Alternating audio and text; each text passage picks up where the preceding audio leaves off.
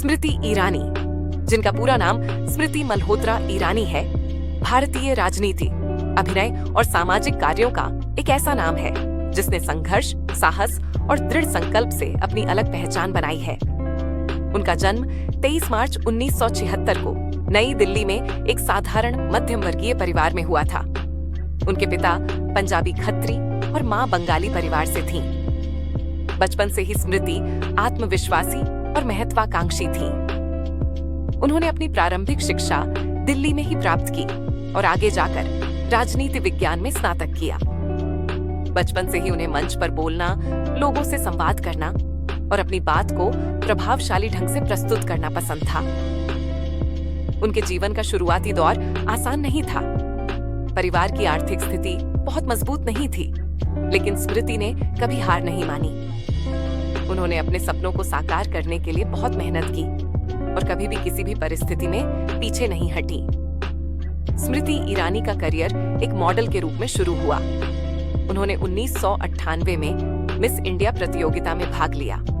हालांकि वह विजेता नहीं बनी, लेकिन उनके आत्मविश्वास और व्यक्तित्व ने लोगों का ध्यान आकर्षित किया। इसके बाद उन्होंने कुछ विज्ञापनों में काम किया और धीरे धीरे मनोरंजन जगत में कदम रखा। 2000 में जब उन्हें एकता कपूर के प्रसिद्ध टीवी शो क्योंकि सास भी कभी बहू थी में तुलसी वेरानी की भूमिका मिली, तो उनकी किस्मत ने करवट ली।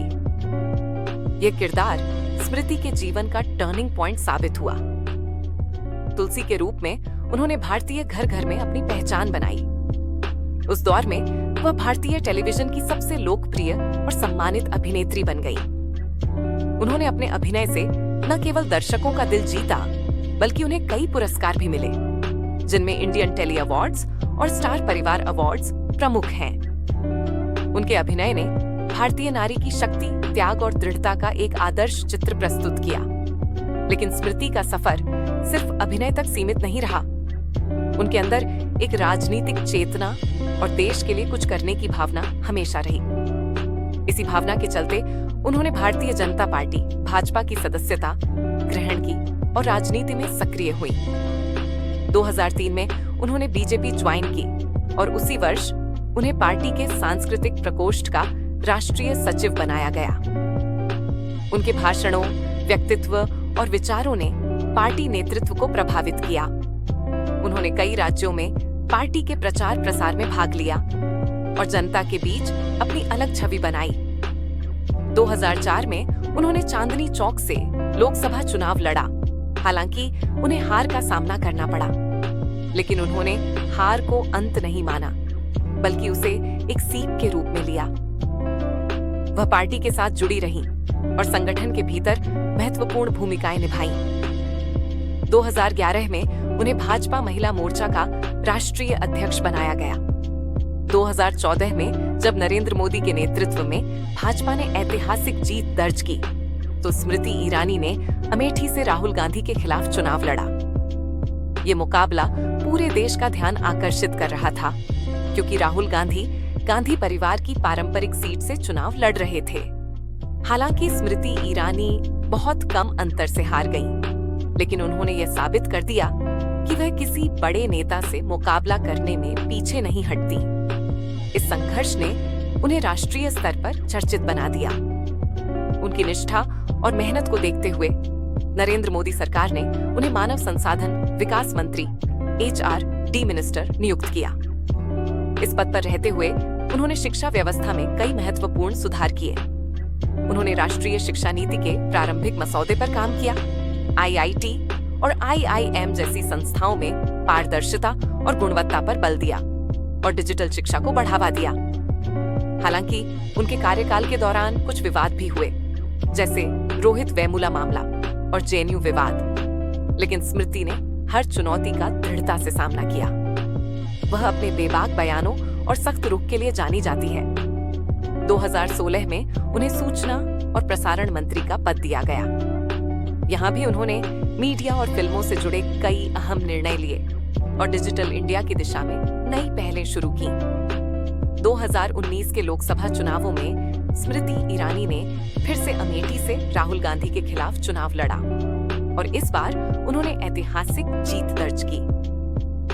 ये जीत न केवल उनके राजनीतिक करियर की सबसे बड़ी उपलब्धि थी, बल्कि यह भारतीय राजनीति में एक नया अध्याय थी, जहां एक साधारण परिवार से आई महिला ने गांधी परिवार के किले को ध्वस्त कर दिया।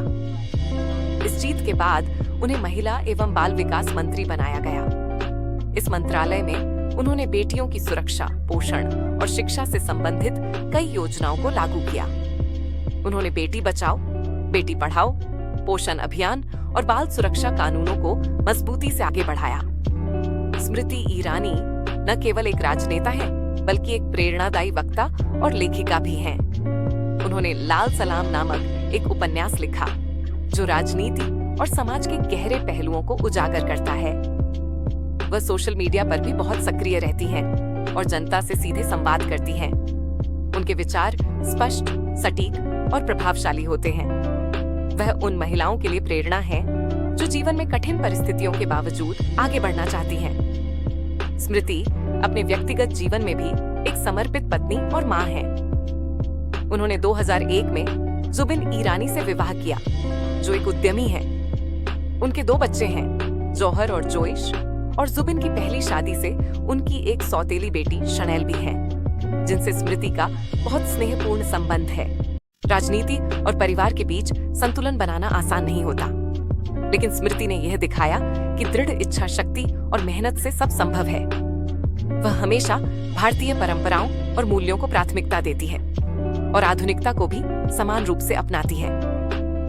उनके व्यक्तित्व में अनुशासन, आत्मविश्वास, निडरता और संवेदनशीलता का अनूठा संगम है। उन्होंने नारी सशक्तिकरण को केवल भाषणों तक सीमित नहीं रखा, बल्कि अपने जीवन से इसका उदाहरण प्रस्तुत किया। उनकी यात्रा संघर्षों से भरी रही है। एक समय वह दिल्ली के रेस्टोरेंट में वेट्रेस का काम करती थीं, ताकि अपने खर्च पूरे कर सकें, और आज वह भारत सरकार में एक महत्वपूर्ण मंत्री हैं। ये परिवर्तन उनके अदम्य साहस और मेहनत का प्रमाण है।